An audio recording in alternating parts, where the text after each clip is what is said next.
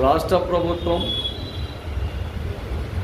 పారిశుద్ధ కార్మికులను దాదాపు రాష్ట్రంలో 10,000 మందిని సిబ్బందిని ఏర్పాటు చేసుకునే విధంగా మీ చొరవ తీసుకోండి.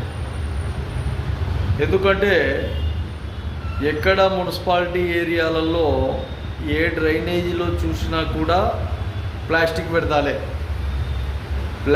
వ్యర్థాలు తప్ప మట్టి మశానం ఏం కనబడడం లేదు. దాంట్లో ప్లాస్టిక్ వ్యర్థాలే, చెత్తే ఉంది మొత్తం అంతా. ఎక్కడ చూసినా కూడా దాదాపు 10 అడుగుల డ్రైనేజీలో అట్లనే ఉంది, 20 అడుగుల డ్రైనేజీలో అట్లనే ఉంది, 2 అడుగులు, అడుగు, 3 అడుగులు, 4 అడుగుల డ్రైనేజీలో కూడా అట్లనే ఉంది.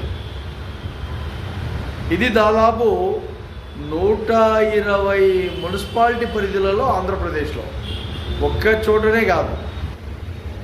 ఇది ఒకసారి బాగా ఆలోచన చేసి వ్యవస్థను పెంచుకునే విధంగా, లేదా ఆ ప్లాస్టిక్ వ్యర్థాలు ప్రజల్లో ఎటువంటి మార్పు లేదు. ఆ గాలి వేస్తే ఆ కరెక్టుగా హుండీలు కూడా కరెక్ట్గా లేవు, హుండీలలో కూడా వేయడంలే. ఆ చెత్త రోడ్డు మీద వేస్తే ఒక సైడుకు గాలి వచ్చినప్పుడు, దుమ్ము వచ్చినప్పుడు మొత్తం అంతా వెళ్ళిపోయి డ్రైనేజీలోనే పడిపోతుంది.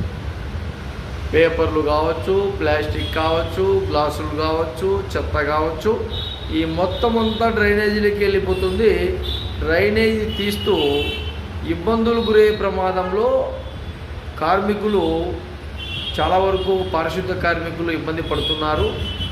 వాళ్ళను కేటగిరీ ఎక్కువ కేటాయిస్తారా, లేదంటే వాళ్ళకు ఆధునికంగా కొన్ని వస్తువులు, కొన్ని ఏదైనా మాస్కులు కావచ్చు, గ్లౌజులు కావచ్చు, ఇంకా వాళ్ళకు ఆ చెత్తలోనే ఆ రొచ్చులో వాళ్ళు చెప్పులు ఒకసారి ఉంటాయో ఉండవో కూడా అర్థం కాదు. వాళ్ళ షూ కూడా ప్రత్యేకంగా ఏర్పాటు చేసి ఈ పారిశుద్ధ ఇబ్బందిని, సమస్యను పరిష్కారం చేసే విధంగా రాష్ట్ర ప్రభుత్వం చొరవ తీసుకోండి.